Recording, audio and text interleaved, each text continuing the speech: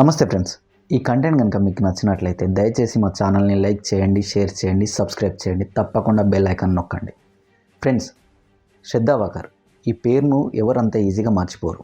ఎందుకంటే ఈమె హత్య అనేది యావత్ దేశం పైన అటువంటి ప్రభావాన్ని చూపించింది.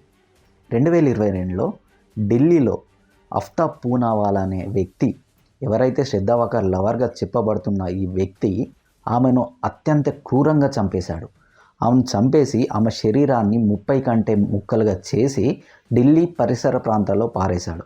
దాదాపుగా హత్య జరిగిన 4-5 నెలల తర్వాత ఈ విషయం తెలిసింది. ఎప్పుడంటే శ్రద్ధా వాకర్ వాళ్ళ నాన్న మిస్సింగ్ కంప్లైంట్ ఇవ్వడం తర్వాత ఈ హత్య వెలుగులోకి వచ్చింది. తాను ప్రేమించిన అబ్బాయి కోసం తల్లిదండ్రులను ఎదిరించి వెళ్ళిన శ్రద్ధా వాకర్కి చివరకు దారుణమైన మరణం ఎదురైంది. అయితే ఈ విషయం ఇప్పుడు ఎందుకు చెప్పాల్సి వస్తుందంటే, ఇటీవల లారెన్స్ బిష్నోయ్ గ్యాంగ్ పేరు చాలా బాగా వినిపిస్తుంది. గత నెలలో ఎన్సీపీ నేత మాజీ మంత్రి బాబా సిద్దిక్ని ముంబైలో లారెన్స్ బిష్నోయ్ గ్యాంగ్ చంపేసింది. అయితే ఈ హత్య విచారణ సందర్భంగా సంచలన విషయాలు బయటకు వచ్చాయి. ఏంటంటే లారెన్స్ బిష్నోయ్ గ్యాంగ్ హిట్ లిస్ట్లో ఆఫ్తాబ్ పూనావాలా కూడా ఉన్నాడనే విషయం వెలుగులోకి వచ్చింది. అయితే ప్రజెంట్ ఇప్పుడు ఏంటంటే తీహార్ జైల్లో ఆఫ్తాబ్ పూనావాలా శిక్షను అనుభవిస్తున్నాడు.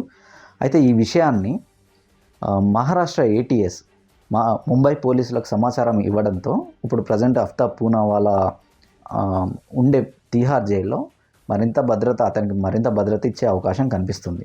అంటే ఇన్నాళ్ళు ఏంటంటే లారెన్స్ బిష్నోయ్ గ్యాంగ్లో కేవలం సల్మాన్ ఖాన్కు సహకరించే కొందరు సన్నిహితులు మాత్రమే ఉంటారని మనం అనుకున్నాం. కానీ శ్రద్ధా వాకర్ విషయంలో ఆఫ్తాబ్ పూనావాలాను కూడా టార్గెట్ చేసినట్లు మనకు తెలుస్తుంది.